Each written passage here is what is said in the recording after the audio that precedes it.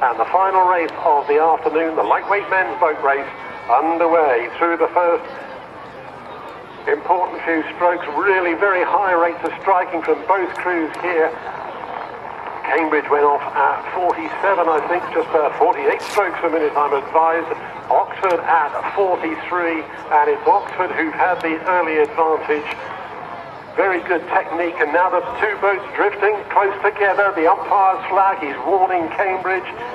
The crews are going to have to separate here. They're almost touching now. The last thing we want here at the final race of the day is another disqualification, but good news because the crews have now separated well. There's some 2 meters of clear water between the blade tips. Cambridge have gone really quite wide now. Katie Phillips has taken them well over towards the towpath side. That may have meant that slight kink in the course meant Oxford have once again eked out an advantage and have gone 1/3 of a length up. Oxford at 39, Cambridge at the higher rate, 42 strokes a minute. Really pounding down the course now. But the blade rhythm, the technique is looking better on the dark blues here. Oxford determined to reverse the decision that's gone Cambridge's way, and once again we've got an overlap. Now, if Cambridge can put on a spurt here, they could force the issue because they're coming up hard on the stern end of the Oxford blade. There's about a 6 feet overlap between the looms of the two boats, bow side for Oxford, stroke side for Cambridge. They've been warned by the umpire, now they're separating again. Cambridge also being warned to get back over to the towpath side. So the umpire proving very busy here in the final race of the afternoon, the lightweight men's race. But Oxford continue to maintain the advantage of just over half a length here as we move down past Upper Thames. And Oxford make it 2 wins in a row here this afternoon. They're going to have to sit on the advantage. Once again, we're seeing the crew on the buck station turn this slight bend very early. They're moving further away from Cambridge, who are straight up the middle of the river here. Cambridge at 40 strokes a minute, much higher rate now than Oxford at 35. Cambridge gone for another really strong push to try and eke back the advantage that Oxford have had throughout the last 500 metres.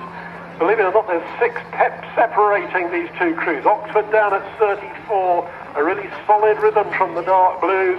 Cambridge at that much higher rate. They had to drop it at 38. They couldn't maintain 40 for that long, and the higher rate did not appear to diminish the lead that Oxford have had throughout this race. Once again, Oxford being warned by the umpire, Mark Blanford-Baker, an umpire who knows this course very well indeed. In fact, it was Blanford-Baker who was the first chair of the organising committee. He ran this entire event for a great many of years, and now here he is back in charge of the racing programme itself. And at the halfway mark in the final race of the day, there's less than a length separating the two crews.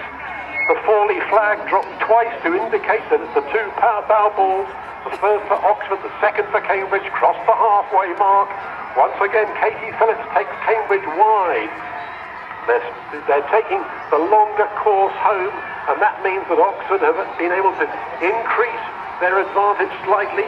We've still got about half a metre overlap. If Cambridge can come on very hard indeed, we could see a clash.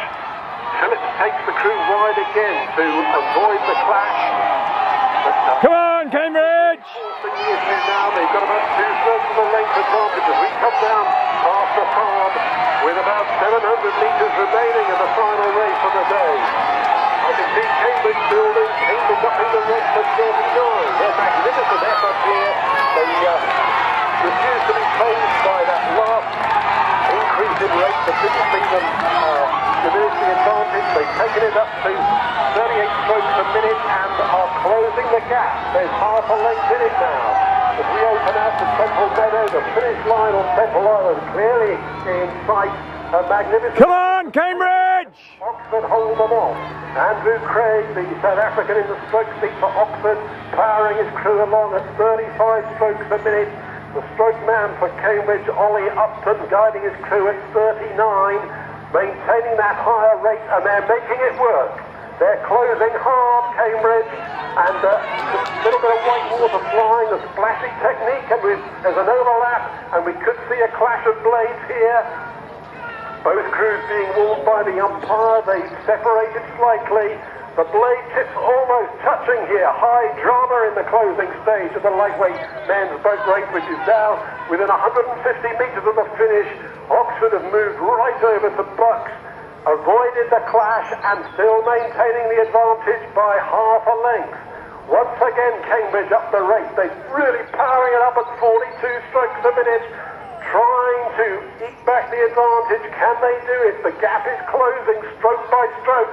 The time is running out rapidly. Oxford responding very strongly indeed.